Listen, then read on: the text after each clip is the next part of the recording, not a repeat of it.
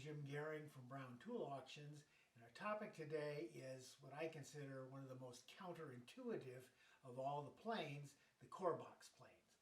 The reason I call core box planes counterintuitive is you would look at one and say, okay, you got this V-shaped sole on it. Obviously, you would think its purpose is to cut a V-shaped cut in the wood, and you would be wrong. In fact, a core box plane is designed to cut a perfectly semicircular cut in the wood. As long as these two edges are resting along the edge of the cut, the apex of the triangle where the cutter is will always be exactly the same depth from the center of the plane, the center of the cut.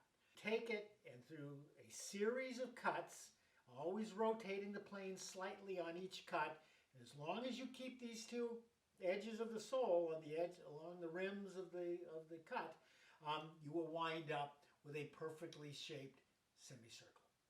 Then you take two of these, the exact same size and shape, slap them together face to face so that the interior forms a completely round surface. You pack that full of casting sand and you use that to make a core, hence the term core box, a core box plane, which is then used to cast a metal part that has to have a hollow center, a shaft or a bearing or whatever. So obviously there had to be a lot of these needed in the 19th century because there are a lot of core box planes around. This particular set, though, is by far the nicest set I have ever seen or heard of. A lot of these were actually made by pattern makers. Pattern makers tended to make their own tools. Usually you just find, a triangular piece of wood with a cutter in the middle of it. Whoever made these was a true craftsman. You can see they got nice brass plating all along them. You got this extra decoration along the rim. He even went to the trouble of carving the wedges to form a little shape, a little face. In addition, of course, to the ones that were made by pattern makers for their own use, Stanley made core box planes, like they made all types of specialty planes. They made two of them.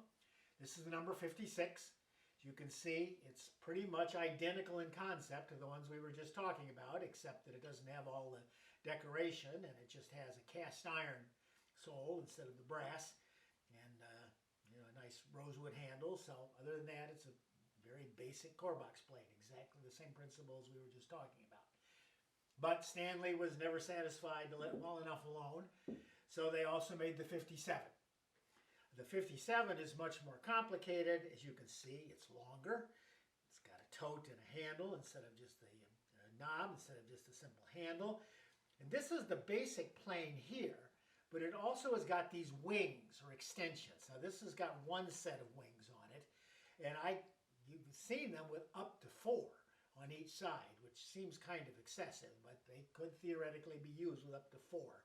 And the more wings you got, the deeper your core can be, the deeper your cut can be. Obviously, the key to using this is that you have to keep these wings absolutely rigid. Otherwise, if they flex at all, it'll spoil the shape of the cut. You won't get a perfect semicircular cut. So they've got these two little sockets here where you put a rod through there and tighten them down to keep these edges steady.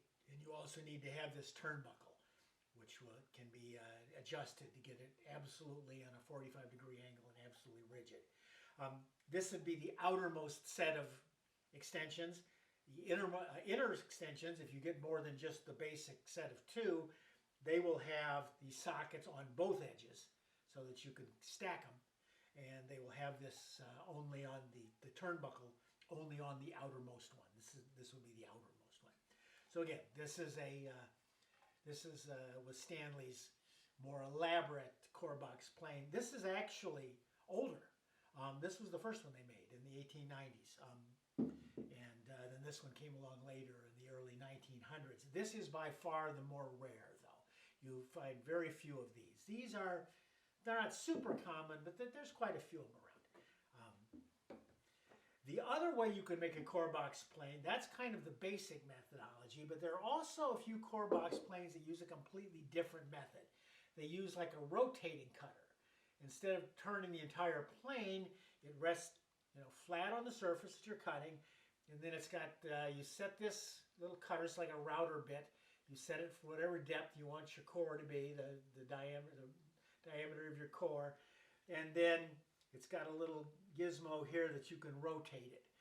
So you just make several passes. Instead of tilting the entire plane as you do with these, it always sets flat on the surface and the blade only rotates. There are a few different models of these. These were never really as popular as the basic core box, I guess, because that's just such a, it's a very simple design. It works perfectly. These are much more complicated. More things that could go wrong on them. And so you don't find many of these. This one is marked by somebody named W.H. Grote. We don't really know anything about him. It looks like it might have been patented, although we've never found a patent. But there also are 2 or 3 different types of planes of this basic design that did have different patents. So all of these planes are going to be on sale at our auction on April 1st in York, Pennsylvania. We hope to see you there.